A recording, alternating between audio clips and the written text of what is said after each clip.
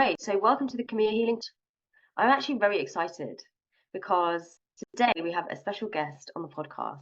And for those of you that know, I've been podcasting for some time now, and I don't often invite people on the show unless I know they are holding themselves to a very high degree of integrity spiritually and are operating in deep congruence with what they say they do. So, Jamie, I have been, well, I don't want to say cyber stalking you. It's I'm not, okay. I'm not You can taking it say that, it. but I have been following you for a couple of years now, and there's such a deep resonance. So when I came across your Instagram page, and for those of you that are listening, we're going to share Jamie's Instagram page at the end of this whole show. I was like, okay, this is very, very interesting. I really want to get you on the podcast and for you to share so we can hear it from you a little bit Mhm. more about who you are, what you stand for, what your work is about. And today we're going to be talking about the shadow, the shady Sheilas, as I like to call them. So we're all familiar with shadow work here, and we're going to be diving straight in to kind of get into the nitty gritty of shadow work, how it helps us, how it can help us, why it's essentially a pathway into divine light, why Mhm. it can feel like it's a pathway to hell, and what do we do about it if we find that we're getting stuck in that place. And I'm really interested in getting more of a personal understanding of what your journey has been like, Jamie. So I Mhm. guess that's my first question to you. Firstly, can you just share a little bit about where you're from, what your Mhm. ancestral history, what your ancestral background is, like culture-wise? I'm always interested in asking people that question. Tell us how old you are, Sure. if you don't mind me asking, and and what do you stand for? Mm. So thank you so much first up for having me on the podcast. I'm so excited. Like I'm honored actually for the fact you don't have a lot of guests and for the fact that you were cyber stalking me for a couple of years. Cyber stalk away. I have no problem with that, and so I'm honored to be in this space with you. You're putting out such incredible work, and you like from what I've seen, you're so great at what you do. So I'm very honored to be in this space. So thank you for having me. I'm very honored. So I'm in Vancouver, BC, Canada. So I am Canadian. I'm in a very similar climate to you, Safia, because I know you're in London. So it basically just rains cats and dogs all the time. I'm 36 years old, and cultural background, I'm basically just all Irish, Scottish.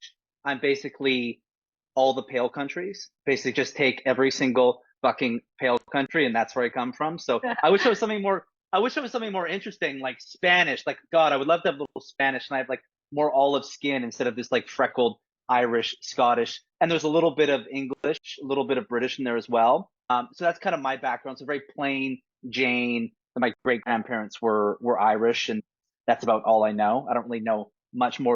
Good question. What do I stand for? Because I feel like that is kind of changing all the time. I don't know how you feel, but the biggest thing for me, I would say, is me personally. I want to feel things, and I want other people to feel things.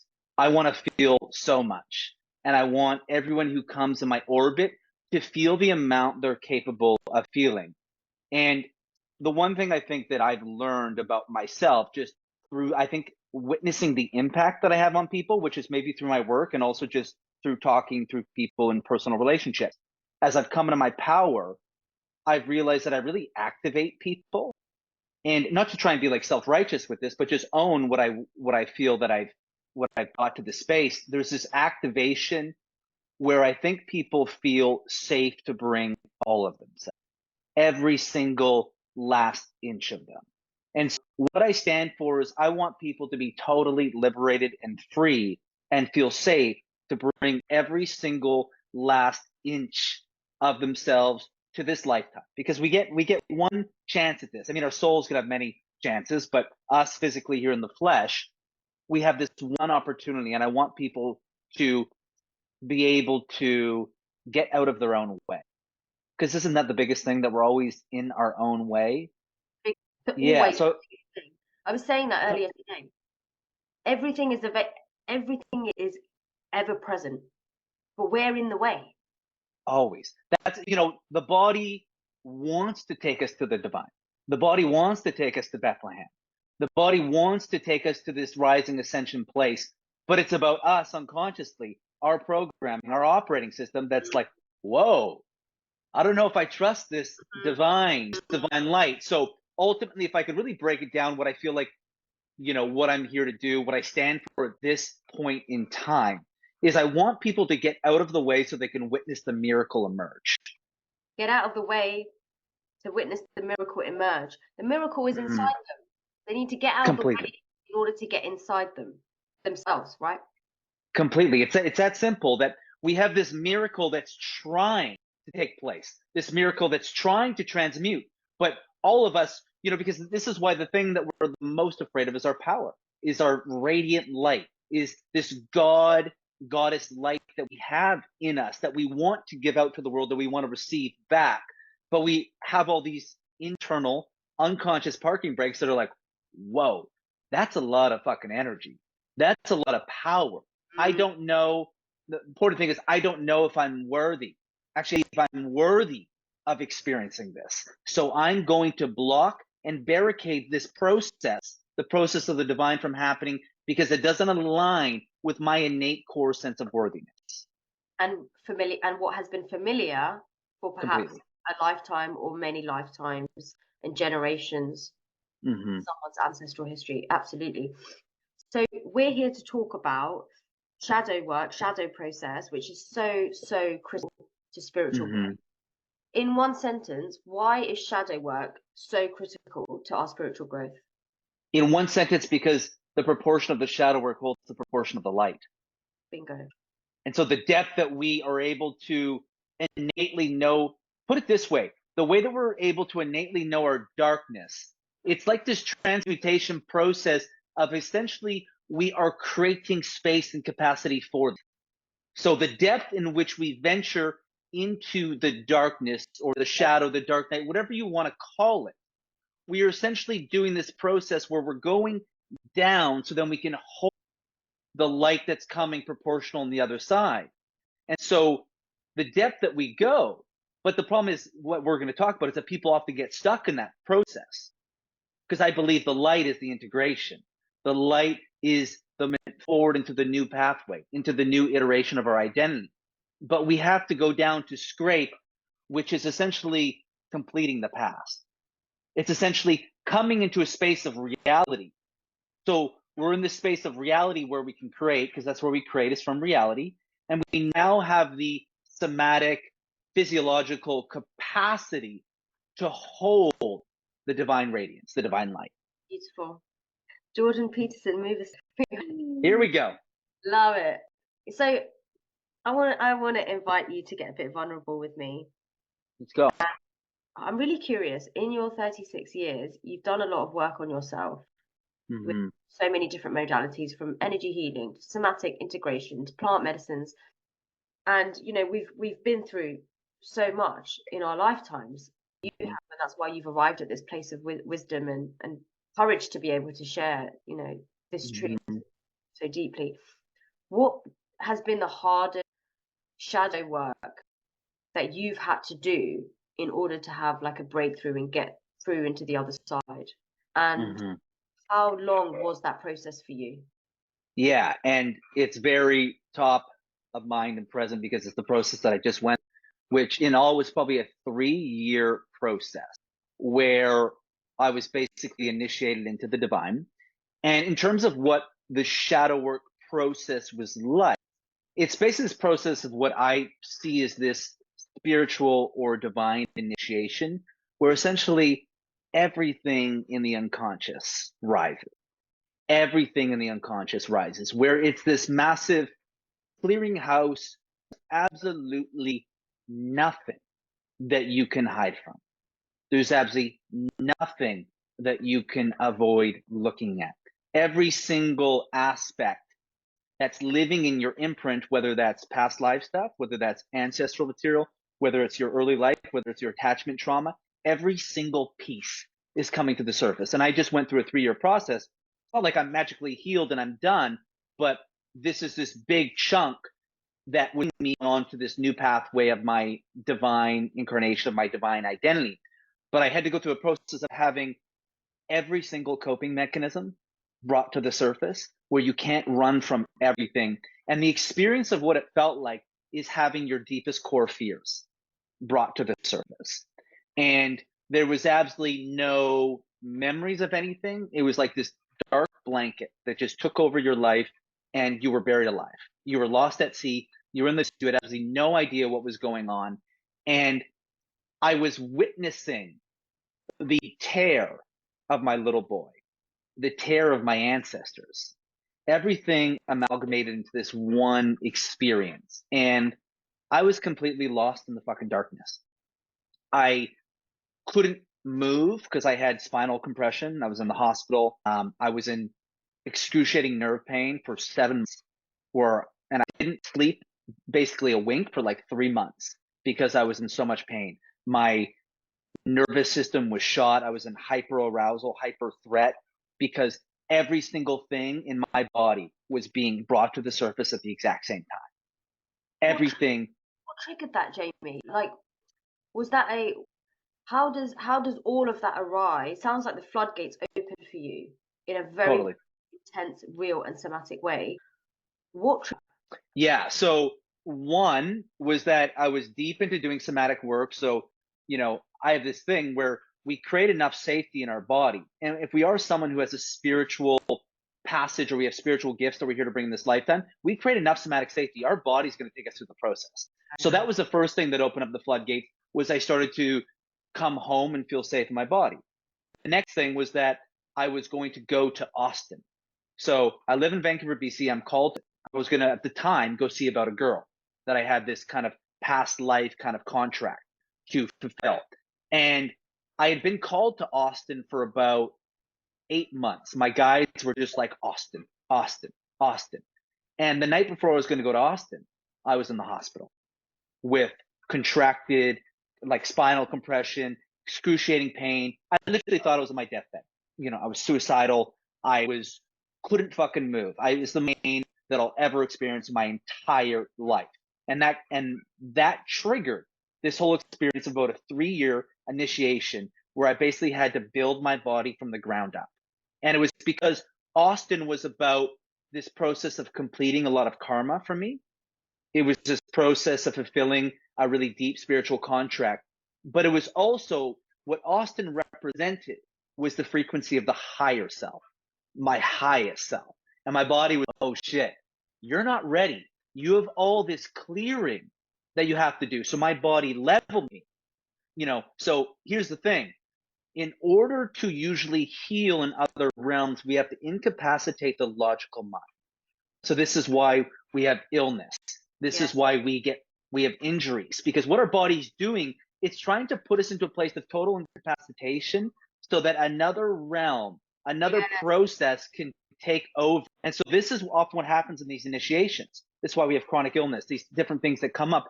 It's all this process. We're going to incapacitate you so that you fully surrender to the death of this transmuting process, so the divine can take over. But first we enter the shadow. And so I was totally incapacitated to the point where I couldn't move, which started my process of the initiation. And the thing that started it was creating somatic safety in my body. And they're like, Jamie, you have these gifts that you're supposed to bring here, but you have to clear in order to be able to hold your power so that you can bring them. And B, you're beginning to move on this pathway of the higher self, but you got some clearing work. You got some ancestral clearing work, because your body's not yet ready to hold that vibration. Beautiful. What a profound flooring you had to make that space. It was very acute. Yeah, very acute. The deeper the purpose, the more you're going to be excavated for it. And sometimes we ask for it because we ask for miracles, we ask for change, healing, transformation. And then when it comes in the form of a clearing and an excavation, and as you say, the word incapacitation, when it comes, we don't like the way it tastes. But we forget. I often have to remind myself, this is what I asked for. I may not have asked for this process, but I asked for the outcome, and this is the process the divine is telling me I have to surrender to. So this is what you went through. When was that? So this was like, I basically just came out of this last summer. Last August was a turning point. So that was kind of the end of the shadow process of it. And I think the big thing too about that is okay, we ask for it because we're like, I want to come into my full power in this lifetime. We start to do the healing work. And so what happens is the body is going to pay attention to the conditions that are being created in the body. And if we're someone here who has the capacity for a lot of energy, having capacity for energies, having the capacity for spiritual gifts. And so if for somebody who falls into that imprint, the body's like, oh, they get the message. We can do this. You're kind of feeding me certain things, creating the conditions internally so that we can now take you here. You want to come into your power? Well, first, I'm going to have to initiate you. And the thing for me with that shadow is it was so helpless. I didn't see a way out. It was like being caught in a nightmare that you had no escape from and there was no way out. But the thing that I've since learned that I now think is the most important thing for people to know is when we're in the tear, when we're in the nightmare. I know it seemed like it right at that moment, but you are in the process of a miracle. Yeah. You are in the process of a miracle that's taking place, but that's how it starts. So what you're doing is the shadow is the clearing, is the excavation, the going down under to now be able to hold the radiance. That is the necessary work that your body's bringing you to a place so that you can now clear what is keep your divine depth with limitations to it. And so it's trying to create that foundation. It's pulling out the rotten root so that the magic tree can be planted, right?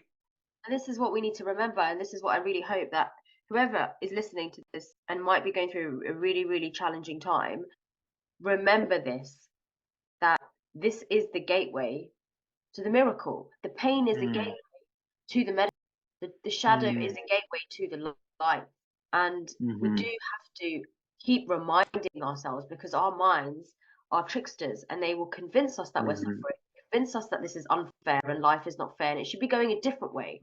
And actually, it's going the perfect way when we let ourselves stay out of the way and receive. Right? We need to just allow ourselves to do that. And this takes me to my next question: is why do you think that we often stay in the shadow of pain and suffering, and the shadow of not being or feeling empowered for so long, for so many years? Why do we stay in the shadow patterns and the relationship patterns or the health patterns for sometimes decades?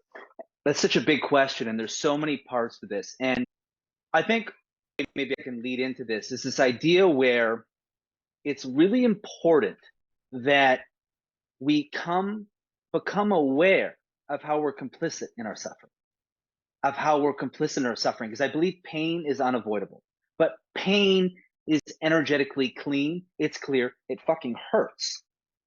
But pain's able to move.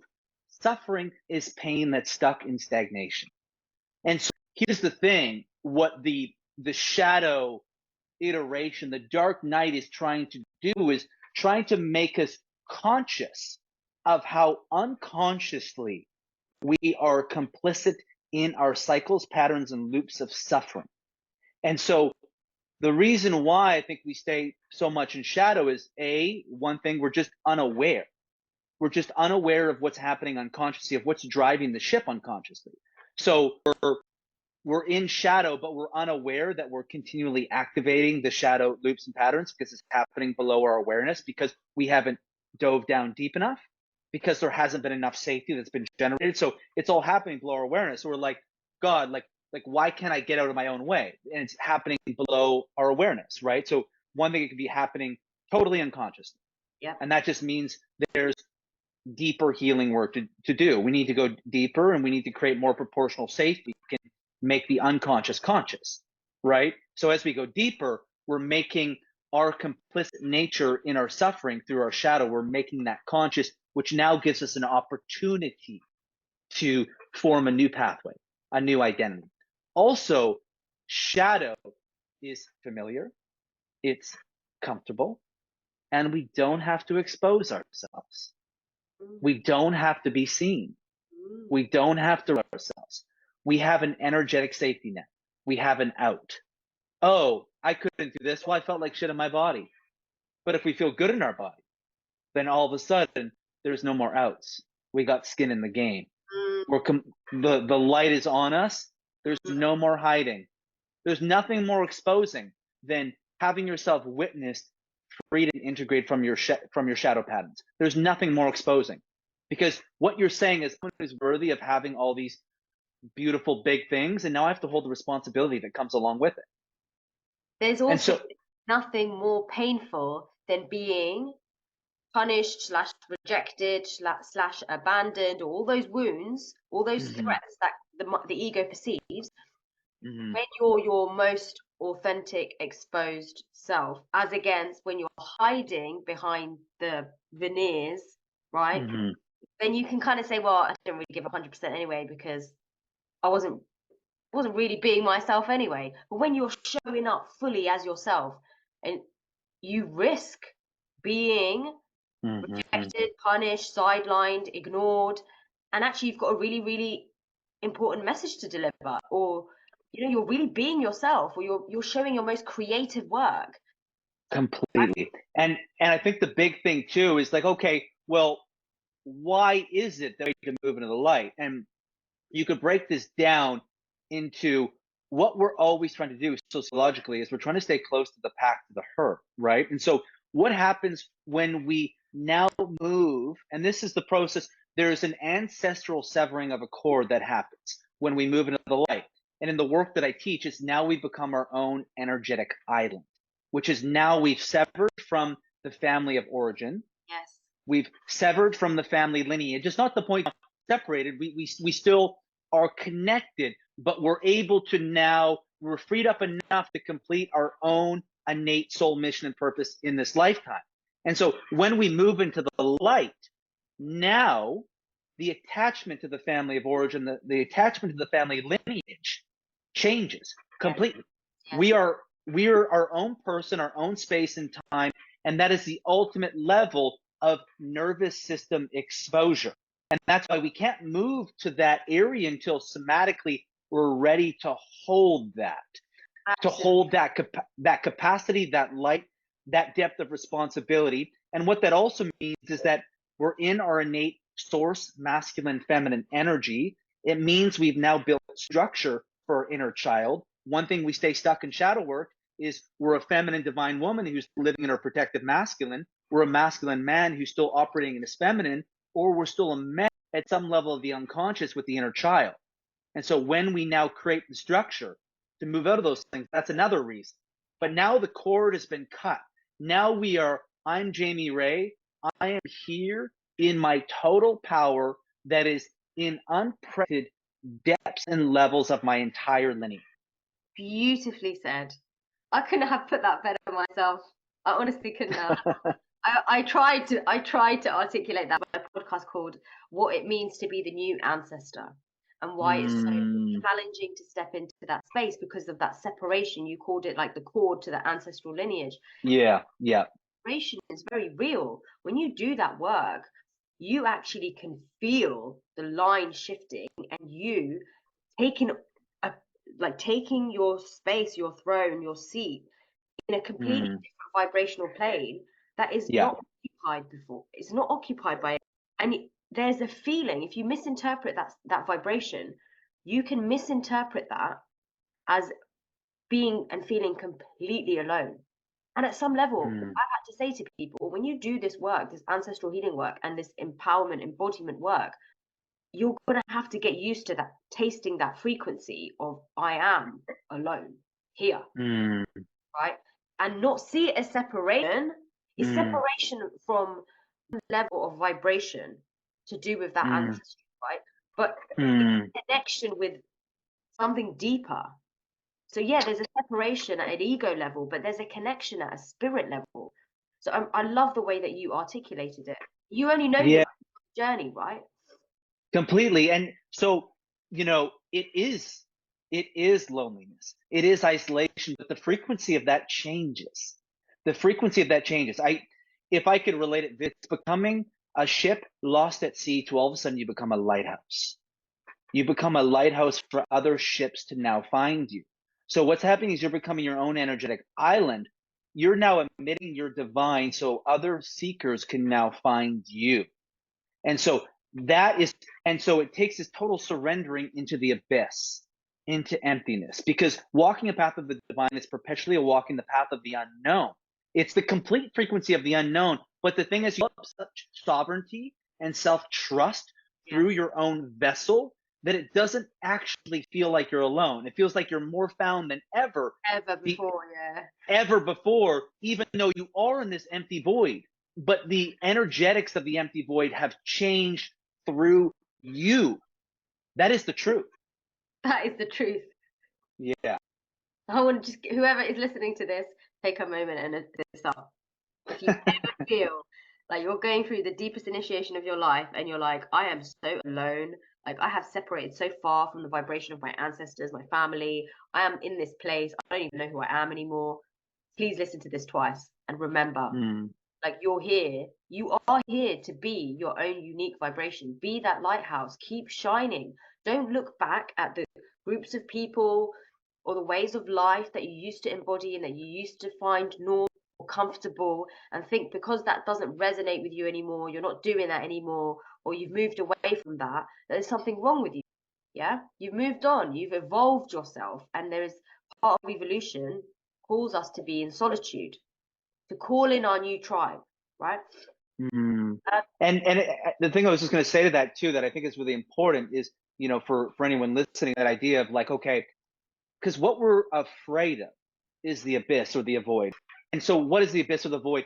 The abyss or the void is that we don't understand our value anymore, because our survival identity, the identity more of the egoic part of us that was created, the imprint of our ancestors, that part of us is dying, right? That part of us is dying. That's what the shadow process is. Can you love yourself at your absolute worst? Can you meet yourself in the horror and the tear? And can you see what you see there and have that be enough? Have that be okay? And that's what happens. That's where you become untouchable, because you've seen yourself there. And that's where the rising begins to happen, because you've met kind of the absolute depth core bottom of your imprint of you've seen your nervous system, your physiology in your horror. You've witnessed the terror of your ancestors move through you, and you've witnessed that. And that is when you're like the most lost at sea. Yeah. And then from there you rise. From that space you rise.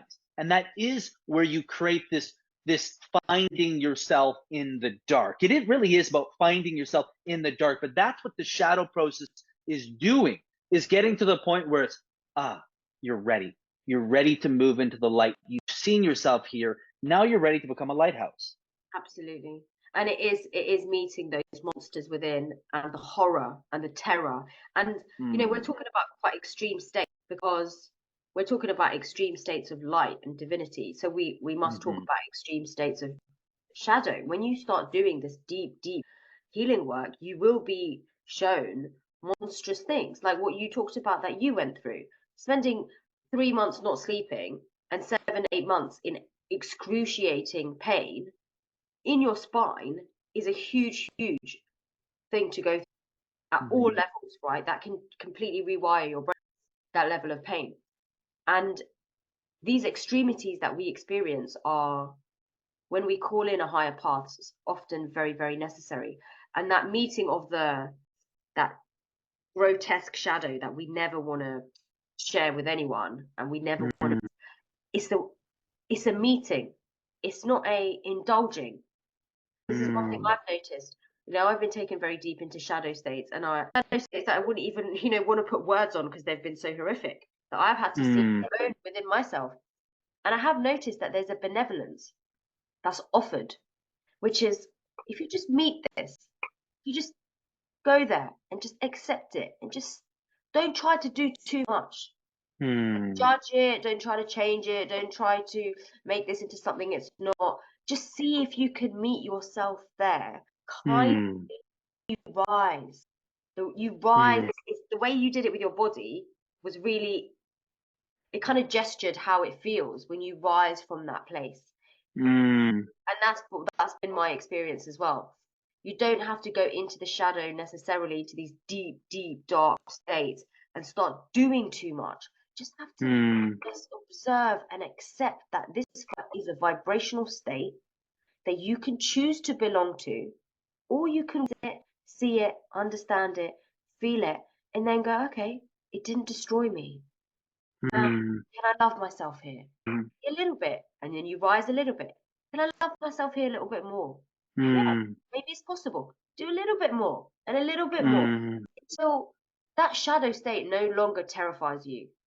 That demon within, that monster within you, is not something that you avoid or suppress. And for a lot of people, that monster is the monster rage, right? Never want to go anywhere near their rage, not knowing it's the sacred rage, it's their life force energy that they're suppressing, and their authentic expression and passion that they're suppressing while they try to be the nice girl or the nice boy. I love what you said there. And, you know, rage is either the energetics of destruction or construction. Rage is how we construct everything. That's how we build everything. I love what you said too about how we don't have to do too much, because I think the important thing with shadow, with, you know, witnessing ourselves, there really is an invitation. And what I learned from my experience with shadow is it's an invitation that you're ready. God is not going to give us anything that we can't handle. And so this is here because you're ready. And so what happens is that there is an unconscious reveal in the body because you're now ready to integrate what wasn't integrated in your past. So now the body is bringing this unconscious revelation of this horror and this tear. So it actually can be moved through your body to the divine. It's actually revealing, it's bringing the unconscious to the surface, revealing the blocks and the barriers to the divine. So it's this divine opportunity or invitation where now God or the divine is aligning your body with the revelation of all this, because you're ready at this point in time to now integrate, to process, to excavate these things, because you've done enough good work to bring yourself to this point where this revelation is even able to happen in the first place. It doesn't feel like it at the time, but it is a gift. It really is a gift because it is revealing what needs to be through in order for you to move into the incarnation of yourself that you've always wanted. Do you have a mantra that you might be able to share with us? And the reason why I'm asking is because when we're in that place, we often need to remember this. Can you share with us a small, short mantra that we can say when we're in this state to remember that we're strong enough to do this, but something that's not as cheesy as I'm strong enough to do this? You know, I definitely don't have a personal mantra, but the thing that's coming up for me, like when you asked this question, like what experience was coming up in my body. And so what was coming up in my space was this idea when I was in absolute hell with my body, what would happen was I would experience crazy physical symptoms. Like, you know, the hair in my beard would fall out, just excruciating pain, just things were going numb, things were tingling, just every single symptom. I thought I was having a heart attack. I thought I was having a stroke. I thought I was paralyzed, like just all these symptoms. And when I was really in it, what that did was it just fueled more panic, right? It fueled more fight or flight, which created this cycle. Now I still get these symptoms. My left arm goes numb, and I'm like, oh, like something's working through my arm. And I have this level of that all of a sudden, like I can't feel my dick or something, like straight up. And I'm just like, oh, it's probably my sacral chakra integrating. I couldn't run for 2 months because my hip. And I was like, oh, it's probably just like some like divine masculine integration, sacral chakra from my ancestors. That's exactly what it was. And so I experienced like still this wide range of like crazy symptoms. But I have this idea of like this trust in what is happening, where it's like I'm the type of person who experience a million symptoms and I won't go to the doctor because I'm like, oh, it's just like emotional or energetic now. And I was a former hypochondriac. I was a former hypochondriac that freaked out at every symptom, but now I like, you know, have these weird symptoms and I trust. And so I guess I don't know if I have a mantra, but it's this idea of understanding that your body is trying to take you through this process that really is a miracle, that your body is an incredible healing organism that is trying to work for you. It's your body knows what to do. Yeah. Our body knows what to do. And the thing is, we spend so much time in fear. When we allow this process to work and take form, then we're able to the divine process happening. And actually, I did think of something as I was talking about that. Stop trying to figure it out. Mhm. Stop trying to figure it out. Very, very important one, actually. Very, Anytime, yeah, yes. Anytime I'm in my head trying to piece the pieces together, Jamie, shut up. Jamie, shut up. Jamie, come back to your body. yeah, Stop trying to figure it out. What's going to happen? Everything, it's all going to continue when you're trying to figure it out with your mind. All the shadow loops, you are going to suffer as long as you're trying to figure it out. You are going to suffer as long as you're trying to figure it out, because there's a different type of transmission that's trying to take place. This is not a cerebral, oh, I can pin the dots together. What is happening? Surrender all knowing. You will find out when you least expect it. You will know when you're supposed to know. So stop trying to figure it out. As long as you're trying to figure it out, you haven't learned the lesson that the yeah. divine is trying to teach you. True, true. Especially when these initiations start coming, when you're later, later down in the healing journey, where it's not, you're physically, and structurally you're sound, and you are having these energetic initiations where you can feel at a deep level, but if someone were to look at you, they'd be like, there's absolutely nothing happening to you, and you're like, actually, the whole field has just turned into a tornado right now. When you're in that space, right, it's absolutely true. Every time you interject with your mind and go, oh, what is that? What is happening right now? And what does that mean? And how and why is that happening right now like that and not like that? And is there anything I can do about it? Actually, you're adding mental density into a very divine process, and you're slowing it down. When what I find most beneficial is to lie down, get into a deep meditative state where you're underneath the movement, and you say surrender and observe and accept in the same stream. So with every observation, you're accepting. So you're integrating everything as it's happening. You observe and accept. You don't need to understand, but you're observing and accepting, accepting. This is happening to me.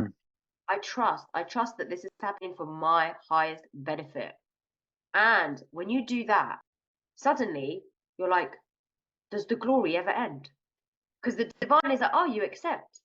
You're willing to receive. Let's go. Light, show. And then you just lie back. And soon the torment turns to glory. And you're going, does this love ever end? And the pain is now turned into deep purpose. And somehow, not with your mind, somehow you know why this is happening for you, not to you. Right. That's the same thing as shadow to light. That's the same thing as turning shadow to light. It's the transmutation process that's taking place. And what happens in that space is we become totally okay with change. We become able to pivot and move with life in such a powerful way, because we always understand that life is working for us. Life is always working for us if we get out of our way. It doesn't mean we don't experience pain, but it means that we're no complicit in the suffering. We experience pain, but it's able to move. That's why people are always looking for spiritual meaning and everything. I think to live a spiritual life, stop looking for the spiritual meaning. Stop looking for the spiritual meaning. The meaning will find you. The meaning will find us. Yeah, I'm always anytime I'm trying to find, that is kind of my mantra. Anytime I'm trying to find the spiritual meaning, stop trying to find the spiritual meaning, James. I don't try to conceptually ever think about the spiritual meanings in anything, because I always know now it becomes this, I can become a vessel for the meaning. I can become a vessel for the meaning. It's the same thing as making art. When I'm writing and making, I don't know how these things find me, but when I get my mind, or I stop trying to conceptualize the spiritual experience, what I'm now doing is I'm now playing another role in getting out of the way of the divine. I'm playing another role in getting out of the way of the divine, and I'm receptive to a message for my vessel to now get the message in this perfect kind of orchestration of when I'm ready to get the message. We're ready to get the messages when we're ready to get the messages. And people are always trying to get messages before they're ready to get them. And that's the magical orchestration of healing, is that everything will align in your system, your body, your vessel when you're ready to receive. And when we're in the mind, we're restricting the process of reception.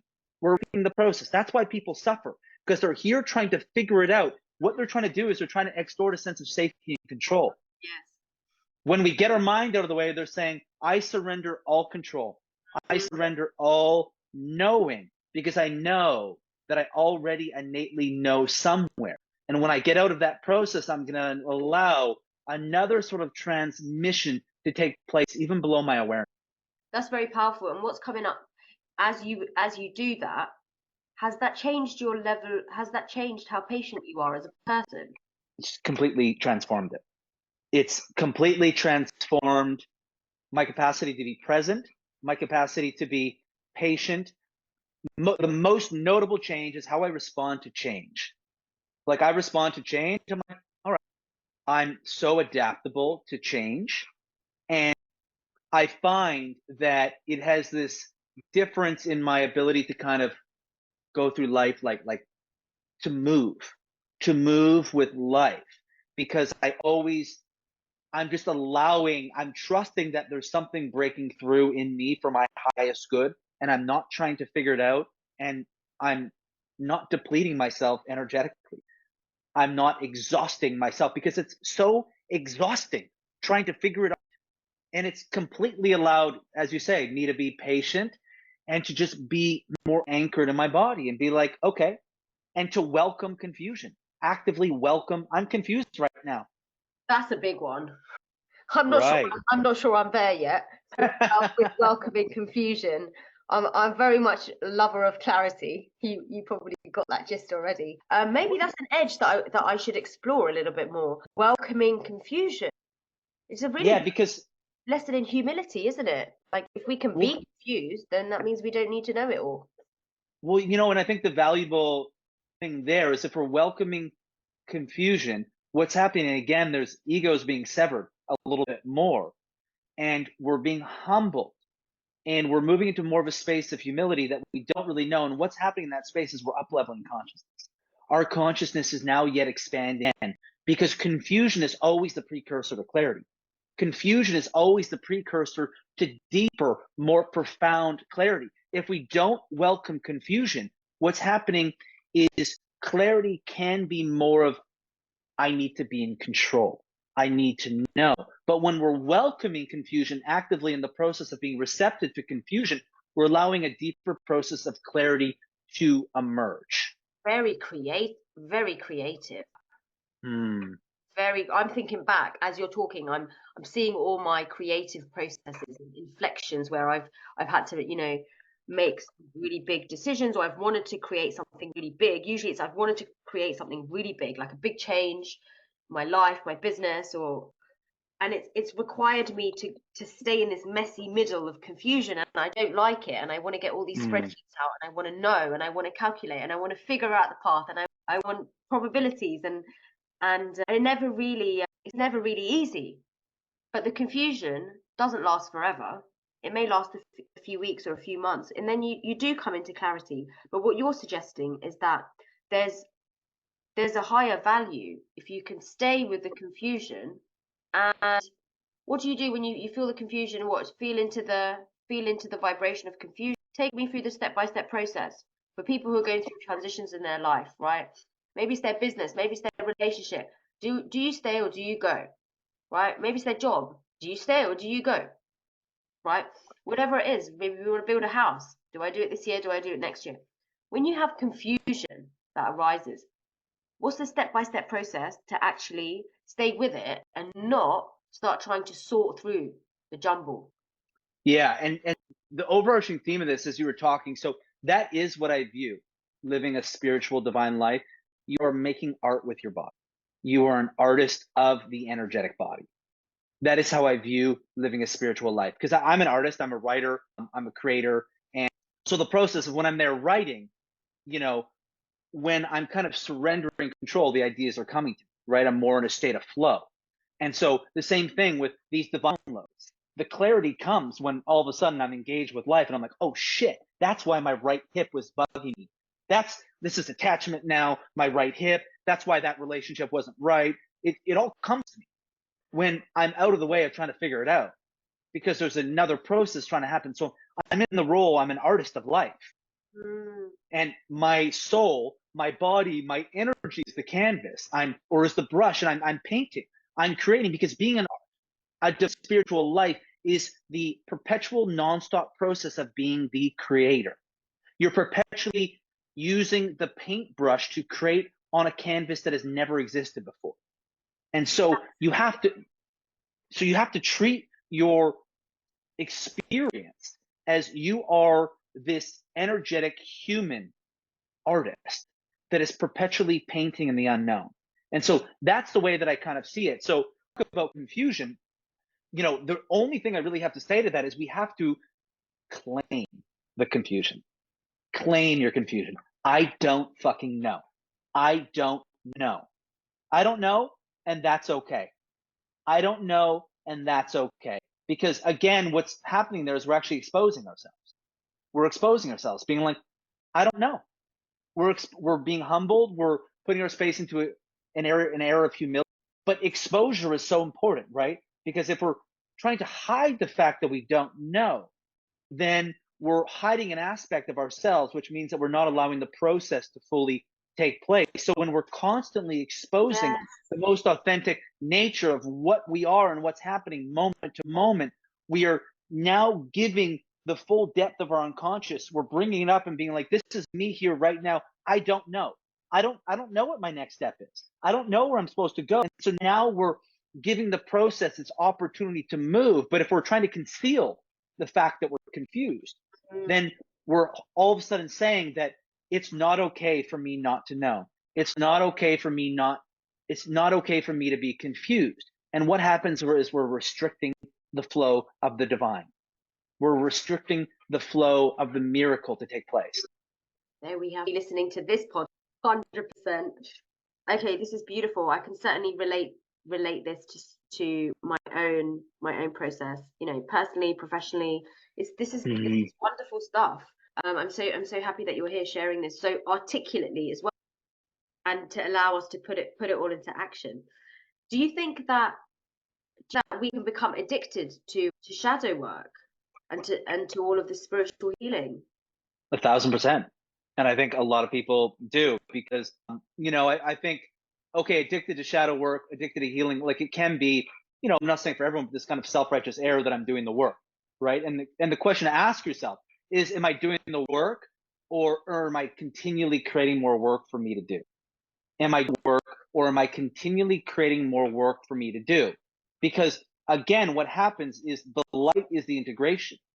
Like, what are we doing this all for if it's not for more joy, more capacity for light, if it's not more capacity for presence?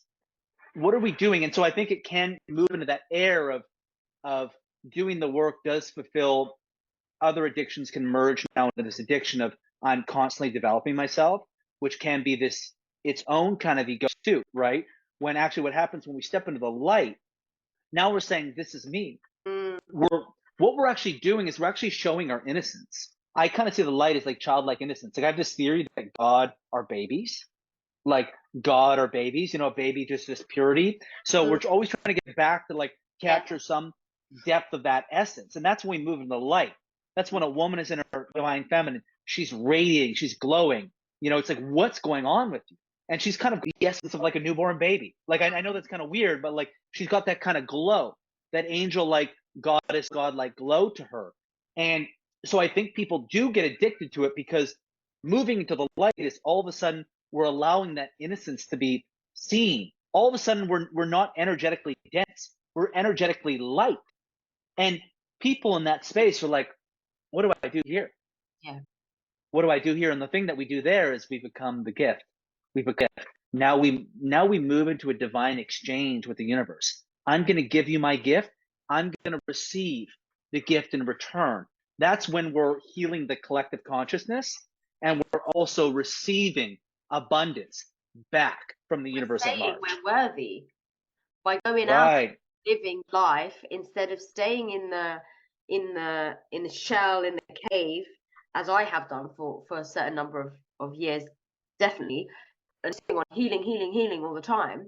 When we go out there in the world, it is vulnerable because we are going out and saying, okay, you know what, I deserve to live life, and you're taking a risk that life is going to treat you differently to the way it treated you before you had done the healing work. And if you don't quite trust it, it's really easy to retreat back into the cycle of healing again. And when you come from that over functioning, feminine background like I do, it's become natural instinct. Just do more healing work, do more healing work. And I hear that a lot from women where they're like, I do so much healing work and I just don't know if I'm even living my life anymore because my life has become shadow work, right? And I think it takes a lot of bravery actually to re-emerge into the world and go, you know what? I'm ready to start living again and being alive again, and not constantly seeing that I have to heal, I have something to purge, I have something to work on and analyze, like you said, it's something to understand or try and make these connections. And actually, I can just go and lie in the sun and enjoy life and feel it and not think about anything. And that's so good. That's healing for us, ironically, right? To be able to Well, do that is healing. completely. Like, I want to create a program at some point called "Fuck Healing, Start Living," and it's for people who are trying to get out of healing, but it's kind of like they're trying to come down off a drug or something. So they're trying to titrate off a drug or something, and so it's kind of the call to living. Like, let's go look for some nipples, like whatever. Like, let's go do something fun.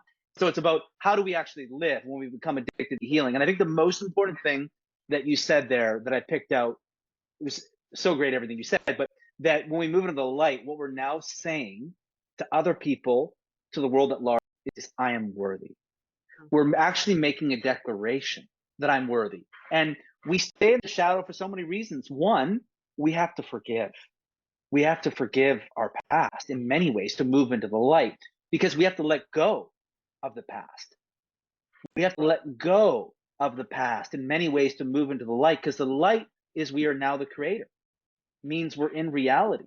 Shadow work is essential, but it can come another way where we continue to inflame the cycles, patterns of our karma and our trauma, in a way that we continue to exasperate and continue to move through the things that we can't actually let go of. These pieces that we can't actually let go of. Because the light is the ultimate letting go. It's the ultimate letting go. I'm moving into my light, which means I'm letting go of maybe some of the people that me. I'm letting go of the things that I never received and I needed. We're letting go of the past.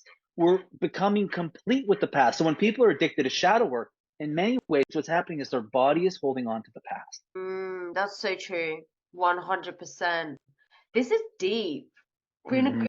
I remember re-emerging into the world after very, very many intense years of healing and keeping myself to myself, and feeling like I was a newborn baby taking these steps out into the civilized world, and almost feeling like, should I be doing this?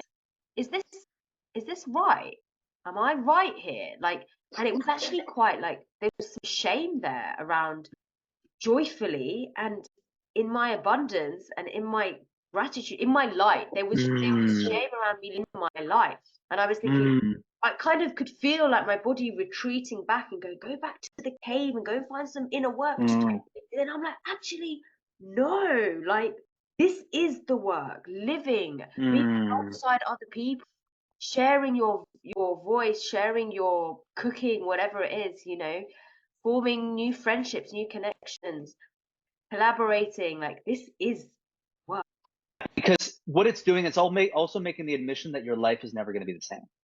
When you move into the light after the dark night, you're making the admission that it's never going to be the same. And so I think what happens, as you say, it's like a deer learning to walk or a newborn baby, because what's happening is we don't feel those cords attached to us. We don't feel those cords, and we're like, whoa, I feel kind of free. Like I feel kind of like unbound. I feel kind of tethered. Who am I? Who am I to feel this way? Do I Yeah, deserve to feel this way? that's it. Is this safe? Am I okay to feel like this? Like, I don't feel like I have these cords tying me to the past. Like, I feel like, am I worthy of this? Do I deserve this? Like what are other people going to think of me? Because what's happening is now we're kind of like, all of a sudden we've had all these cords attached to us that we've now released, and we're in this total state of presence and freedom, and like, oh my God, I feel so myself. And all of a sudden, as we've removed the ceiling, the big thing, we've removed the energetic ceiling on what is possible for our life.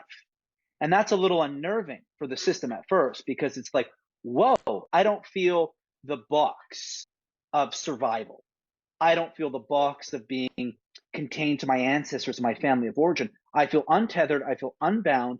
I feel unprecedented. I feel like I can go anywhere. The sky is the limit, because we're in a space of infinite potential. The divine is infinite. When we move into the divine, now we're moving into a space where it's infinite in nature. Anything is possible. And I think it's very unnerving and kind of alarming a little bit to the system to feel that space, because it's so wide open, it's so unrestricted, and it's so free, and we're so used to having it the other way for so long. Yes, we are so used to the box, the boxes. Yeah.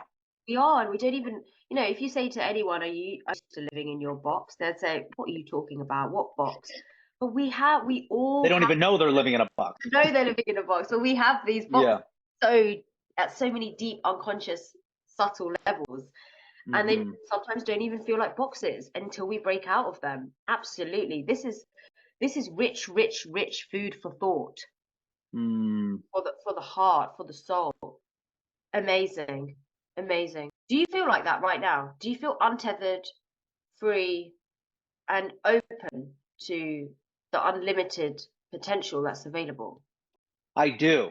I do. And, so I'm just trying to tune into my body. And so what that feels like, what it feels like somatically for me is, so I consider the crown to be total allowance, right? The crown is total allowance, total abundance, total.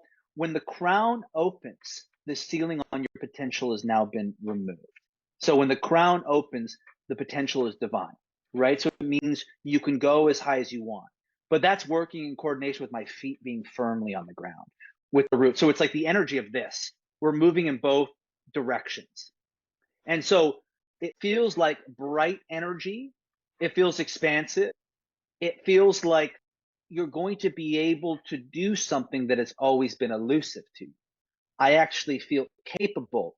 The things, the karmic areas of my life that have been elusive, I feel like the frequency that I'm now inhabiting in my body, that I actually have the capacity and the capability somatically to now hold the possibility of those karmic areas now being shifted and course corrected. You're a writer and an orator, because every single word is perfectly placed to describe that vibration. Mm. Amazing. 100%. I really hope that everybody who's listening to this gets to experience this in their own life. That new Mm. openness, that possibility, that space, that wonder, that light. Because Mm. they say the light is at the end of the tunnel. And it really, really is. That light is always there for us. Whether however deep we're doing the shadow work or not doing the shadow work, the light is always there. We Yeah. have to remember to live. There's something about, you used the word participate, and I had a big lesson in participating in life. We must also learn to participate in life, Mm. to heal and to grow. And to be willing to participate in life is a whole spectrum of what you said right at the beginning of this podcast, what you stand for, feeling, right?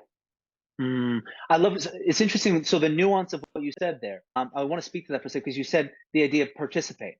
And so I'm relating that to what we were talking about. But in a way, the perpetual shadow can be a way that we're not participating. Yeah. The light is where we participate. And the reason being, two separate pathways in the body. We have a pathway of stagnation. With what is stagnation? I would say stagnation is ultimately a fear pathway, right? And then we have the pathway of movement, which is ultimately a pathway of love. And we are engaged we are participating in our own life, when we are an active participant in the pathway of movement in our body, which is the pathway of the new identity, which is the pathway of the light. And so we can get so used to not participating, which the shadow can be another way that we don't actively participate, and a way that we're actively, energetically not participating in our life, which makes us suffer because we feel ourselves not participating. But when we feel ourselves on this pathway of movement, we actively feel engaged, which feels like things are happening, builds up our confidence, which builds up our self-esteem, and we feel that we're in our power.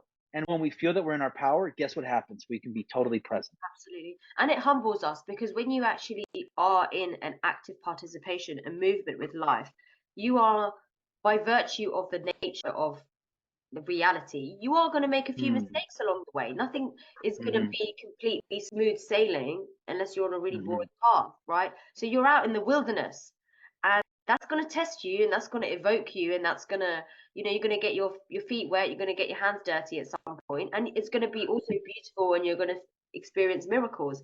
And that whole journey is very humbling as well, being really alive in our life. And I think, it takes a new meaning when we really think about it in the deep end. What does it mean to be participating in our life and be alive in our life and be alive rather than stuck in the shadow?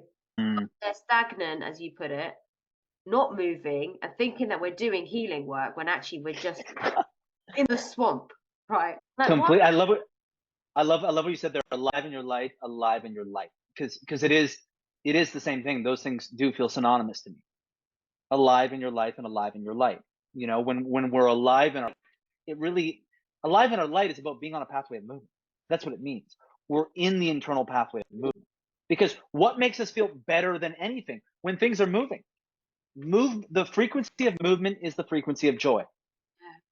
Oh, I love that. Say that again. The frequency of movement is the frequency of joy. What is your favorite movement in the entire world? I'm obsessed. I'm a long distance runner. I love running, but I also love ecstatic dancing. Every time I go, is that what you meant? Like running, or yeah. Anything. Yeah, like anytime I go running, I'm basically going through like an ayahuasca ceremony, because the amount of energy that's downloaded, you know what I mean? All of a sudden, like I feel it in my asshole, I feel it in my cock, I feel it in my crown of my head, everywhere. So running I love to do because it's just opening your channel. It's opening everything. And so it's all about like figuring out like what are some of these very practical things that put you in a space of movement. What puts your system in a space of movement? Like for me, movement, exercise. I mean, sex is another massive thing. You know what I mean? That opens up the channel. Also, be in a pathway. So I always say the pathway, the building the will of the divine is the pathway of delayed gratification. So discipline and delayed gratification, those are so important, because what happens is instant gratification. What we're doing is we're restricting the flow of the divine at the same time, because we're looking for that quick little dopamine hit, but when we're in the building the will of the divine with delayed gratification, we're allowing the divine process to take place. So be very weary of things that make you feel good really quickly when it's the divine, because those things, those investments. And so, I relate movement, sex as a part of it, but obviously you're not fucking having sex all the time, but and then discipline and delayed gratification, working on things that are meaningful to you. That's when I always feel there's the most movement happening in my body, when I'm engaging things that I know are not paying off right away. Same. Wow, we're like the same person. I say, I really say that, especially on discipline, is such a massive, massive part of experiencing the divine. And people don't like to hear it because they're like, well, it's the divine light. We should be able to have whatever we want, whenever we want it, abundance everywhere. Take it now. I want it now and I want more later. And it's like, actually, you're missing the trick. The delayed education is such a sacred journey and sacred process. It's like you're churning, and the churning is going to create the richest cream when you're really ready to eat it. And I experienced a lot of this when I started my practice. My whole mentality and approach to building my business was delayed gratification. Everything I did was for the long game. For 3 years, I didn't go on holiday. I didn't really eat out in restaurants. I put everything, all my energy, all my time, all my money into my business. I wrote 200 blog articles. Didn't know if anyone was going to read them. I wrote them to express myself, my truth, my experience, what I was, experiencing with my client work. Right. Miracles of healing, like what's actually possible. Yeah. Delayed gratification. I wasn't expecting a reward. And I had this ethos, and I don't know where it came from, but I just knew one day the fact I've delayed my gratification and I've kept putting in, pouring in, it's going to pay off in such a big way one day. It's going to be beyond my wildest dreams. I'm not attached to that. And it has. And, that is the process of dancing with God. That is the process of dancing with God, because what's happened, not attached to the outcomes. We're not attached to the praise or the validation, but we are totally submerged in the process. And so what happens when you build up a tolerance for delayed gratification is now the ego doesn't need anything. We're engaged totally with essence. Yes. We're engaged. Exactly. Yeah. We're engaged completely with essence. And so that's where the divine responds to us in that state. Yes. Because now we're just engaged with the process. It's the difference between, I'm doing something because I want this quick hit of validation, or I'm going to go and write this book that's going to take me 2 years to write, and the end is so far in sight, but I'm literally gifting. I'm gifting my energy in this process of writing this book. So you're actively in the process of being an energetic gift to something, because you're gifting your energy in this space, and you don't need anything. That is a divine process. That is the process so divine energy can now move inside of you. But when we need the thing that makes us feel good right away, the divine's like, you don't get it. You don't get it. You're blocking the flow. You're not allowing me to come through. So that's why when people are like, I feel like shit, well, it's like, what is your discipline to engage in things that don't pay off at all, maybe way down the road, if ever, that is about bringing soul gift to the world, your unique soul gift to the world. When we engage in that process, our life is going to transform without us even knowing that it's transformed, because we're so deep in the process. Absolutely. And I see that through your writing. As you know, I really, really see you do that through your writing, because what you share is so deep and so advanced. You're not sharing it for the accolade, because to be honest, whoosh, I learnt that saying just quite recently. It's gonna go over people's heads, many people's heads, right? But for those who are ready, it's gonna land so deep in the heart. But the way that you're sharing this work is with that discipline, because you're in the process, and I just so value that. I really, really value. I mean, I remember, and I still do, spending hours and hours and days poring over a blog post and being terrified to write the truth of what my message was. I wrote a blog post on this mindset: Embody is holding childhood sexual abuse imprints. I was terrified to put down everything, and I was terrified to publish it. And I didn't know where I was going with it, except I knew that this is real. Everything I'm writing in this is real.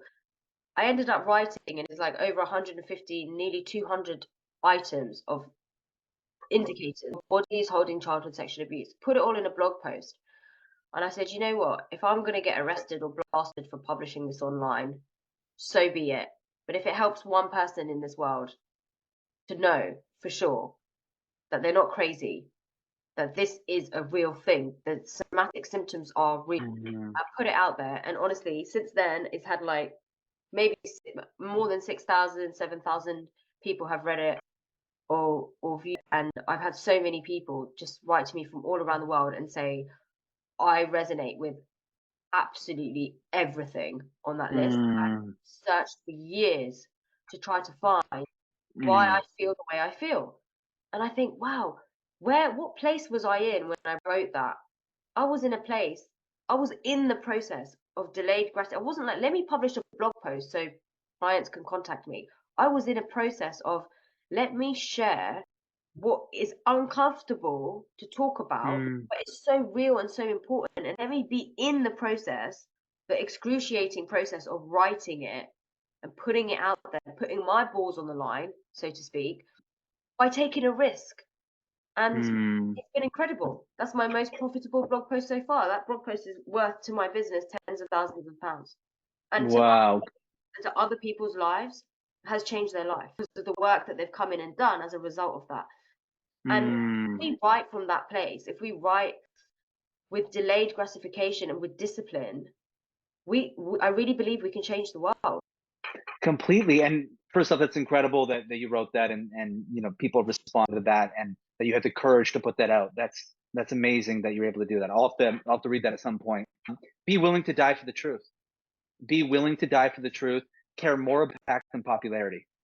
Because I think so many people care more about, reaching, being for everyone. They're so worried about being for everyone. And when we're worried about being for everyone, our impact that we create is so surface, it's so minimal. But when we just totally respond from what's alive within us, then we're more concerned with impact. I want to impact people, right? I don't care if it's just like one or two people, but I want the depth of impact that I create to be life altering, soul shattering, you know? Absolutely. I always say, and I always say that to my students, I say, when you're building your practice, your healing practice, you're making a big statement. You're putting a big imprint out there in the fabric of the universe, right? Mm-hmm. About what you're doing, who you are, how you relate to this work, and therefore the people you're calling in. If you call in one person or 10 people in a year, resentful and disgruntled, and you're like, oh, it's not enough, oh, blah, blah, blah, you're Mm, missing the point that you've set up a healing practice. You're selling, you're selling divine transformation. You're not selling shoes. mm, So one person is an entire universe. If you can't find the entire universe in that one person and take them into that depth, why do you need more? Why do mm, you need more clients? See what I mean? mm, Every single person is an entire universe. Are you taking them to the depths that they can go to? mm, Your approach and your modality. And the people that aren't are the ones that are struggling to find enough clients because they don't see mm, each individual client as a miracle. Each individual mm. human is that miracle that can go on that miraculous healing journey. I believe that. Completely. And change everyone else, like be this ripple in the collective. And I think, speaking of that idea again of delayed gratification, when you're initiating the divine, it is a process of delayed gratification because what happens is you see people creating, doing things all the time, and you're going through this process where maybe you're rendered incapacitated for a period of time. And what's happening is you're going through this process of trying to be able to hold the reality that you're stepping into. And in order to be able to hold the potency of that reality you're stepping into, it takes a lot of clearing. It takes a lot of patience to be able to go through that process in order to have that type of impact, in order to be that potent. You could go and write another self-development book. Who needs another self-development book, right? Just another one with, 20 steps, you know what I mean? Where with someone who did just enough work on themselves to be able to write that book.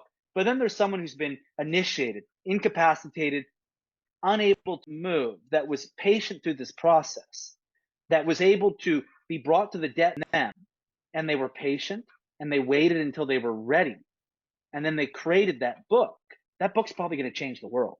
That's the type of book that's probably going to be transcribed into 25 different languages and probably be put into institutions and to be this type of book that people are going to read, and it's going to alter their life when they read that book. But that required delayed gratification in order to move into our potency, in order to move into our absolute divine potency. We had to walk a path of delayed gratification. But we want that quick hit. We want it right away. We want it now. Yeah. We want to appeal to everyone. And that's the shadow. And if we're really honest with ourselves, if we find ourselves in this place where we're trying to rush something and we're like, I want it now, I really believe I deserve it now, it should be happening for me right now. Mm-hmm. When I find myself in that mindset, I always go, inside and try to examine a little bit about what the shadow is it trying to end.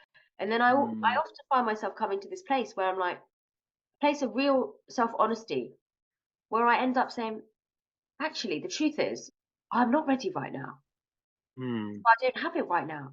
I'm not solid in that space vibrationally, which is why I don't have it. I still have a little bit of a little few jaggedy edges, a few uncertainties, a few places of, no, I'm not really sure I actually really even want to dedicate that much time to do mm, that thing that I said I want to do full time. Do you know what I mean? mm, If we're honest with ourselves, what's do we really want what we're asking for? Have we really felt mm, into what the lifestyle feels like? And do we actually want it? I think sometimes we want something without really feeling into it. And the shadow leads us into feeling rejected or lack or, it's not happening fast enough for me, or leads us into comparison when within ourselves we haven't got the solid conviction from a somatic perspective that that's for us. yeah. I love what you say there, because when we're on this path, right? Like the path that we're on and so many people, it is a path of the divine is going to make you be 1,000% honest. Meaning you have to do it wholly embodied. So some people, if they don't have a divine calling, they can do abundance when they're out of integrity. They can. That's not their path. But when you are in this path of being called in a divine embodiment, what's going to come into your field is going to be proportional to what you can hold. It is going to work in this total symbiotic fashion of total integrity and total honesty. You can't get away with anything. That is the divine path. And so you want all these things, and to your point where I'm not ready for it yet, we're ready for it yet, it would be there. If you were ready for it, you would have it. You would. And so we have to trust that the universe is going to make us be completely honest with it. So we're in this total, wholly embodied integrity relationship with the universe, where we're going to exchange this angel integrity external, matching the internal. But the thing is also internally, it's going to show up before it's reflected externally. We're going to be able to feel the energetics of what's coming before it comes, but it's still going to take a bit of time. But we are on this pathway of total truth and we can't escape it. And so we have to trust. We have to trust that what's going to come to us is going to align with what the universe knows we're able to hold. Absolutely. And we also need to be willing to adapt, as you call Yeah. it, our dreams and goals and expectations, because the divine knows whether it's Mm, good for us long mm, term, you know, whether it's mm, going to be something that brings us closer and deeper into who we truly are, or whether maybe it's going to be a temporary experience of pleasure or joy or abundance, but then long term, mm, maybe it leaves a gaping hole or it disconnects us from what we truly want to do. Like perhaps an artist that really wants to sell their art and become famous and make lots of money because they're tired of being mm, apprentice, but then by the mm, time they start exhibiting and selling their art, they realize that actually it's a really commercial market and their creativity is being compromised because they're selling, mm. a different energy, and but yet that's what they asked for. But now, do you see where I'm going with that? So Well, yeah. we got to adapt as well. We got to be willing to adapt. That maybe the dreams that we have for ourselves need to be reevaluated every few years. Well, and that's the battle with the ego, right? So the ego very much intervenes and has this idea of, it creates this image, and maybe it's not what you want, but it's what you need, right? And you have to. I think that's what the process is of the divine, is surrendering the Mm, ego in the process of, like, what is my body and what is the energy of the divine trying to speak? What is it trying to speak to me? I think the energy of where we get will be as abundant as what we feel, but what the image is and what we're doing, that could change what that looks like. But the energy will be aligned to that. And there is this idea, as you say, of surrendering the ego, to surrender the absolute depth of the unconscious, of what's trying to come within me. Where can I have the greatest possible degree of impact? you know, where can I have the greatest possible degree of impact? And differ from what we think we want. When what the greatest possible impact we might have might be something a little bit different. And so it is constantly surrendering the ego into that kind of thread of truth at the deepest possible layer of the unconscious. But when we do, that's when flow and levity comes. That's when more ease comes into our space, because we've surrendered the ego and just allowed that deepest possible of truth, of the divine, of the unconscious to live through us. And that's where we become in this place of divine service. Yes, the instrument. Mm-hmm. Absolutely profound. Profound guidance. This podcast has been profound guidance. I hope you guys who are listening are finding this as exciting as I am. Finally, Jamie, can you share a little bit about guiding people through shadow work and shadow healing, and maybe share some details of your course, how people can find you online, your Instagram channel, and any parting messages for our beautiful listeners out there? Yeah, so I have I call it the anti-shadow work program that's launching in early June. So I'm not sure when this podcast is going to come out. We're ready for April here, but it starts June 3rd is, I believe, the date that I have. And it's basically going to be an 8-week kind of hybrid program where it will be a combination of transmission teaching content that they'll receive every week, as well as a weekly 2-hour session where I'm going to work with people live on the spot, as well as do teaching and different channeling and transmissions based off that week's material. And the idea with this program is taking people who they've done their due process with the shadow and they're trying to step into the light and they're having a little bit of trouble crossing that bridge. It's kind of a program on the energetics of joy, freedom, ease, levity. And it's going to be cover things such as joy in the nervous system. How do we actually hold the frequency of joy? It's going to be about the frequency of movement is the frequency of joy. It's going to be about the energetic exposure of our power. I'm going to cover things, energetics of allowance, which I talked a little bit about the crown, the energetics of belonging, which I call the face, which is a lot of our early attachment. So it's going to be 8 weeks, 8 sessions for both men and women who are sick and fucking tired of shadow work, feel like they've done their dark night and want to step into the frequency of their light. And so I have that upcoming. And the work that I do with people is very much this divine embodiment, this, how do we step into the pathway of the divine, which is really the pathway of movement. And so I work with people one-on-one. I have this program upcoming. So if anyone feels called to step out of the shadow in their own life and feels ready to occupy the light, I have that upcoming. And the best way for them to find me right now is my Instagram channel, which I know you're going to put in the call notes, so they can find them there. And parting words, I'm going to bring it back to stop trying to figure it out.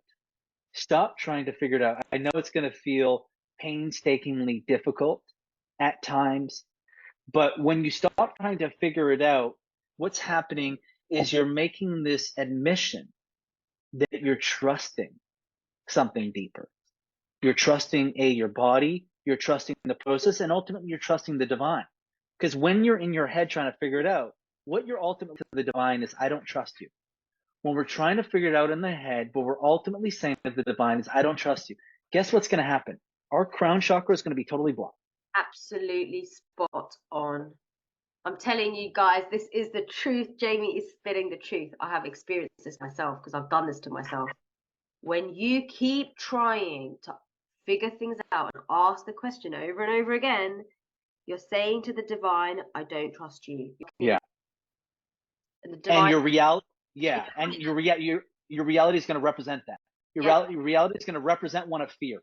Your reality is going to represent one of the divine is not going to work for you. The divine is going to continue to bring more challenges to you because you aren't listening. You aren't listening. And so the crown chakra is blocked. We're in a space of fear. But when we begin to get out of our head, I'm not going to try and figure it out. We allow the crown opens because we're telling the divine, I trust you. I have faith in your process. And the reality that will be put in front of us will be one that will resemble that depth of trust and that allowance of trust. Incredible.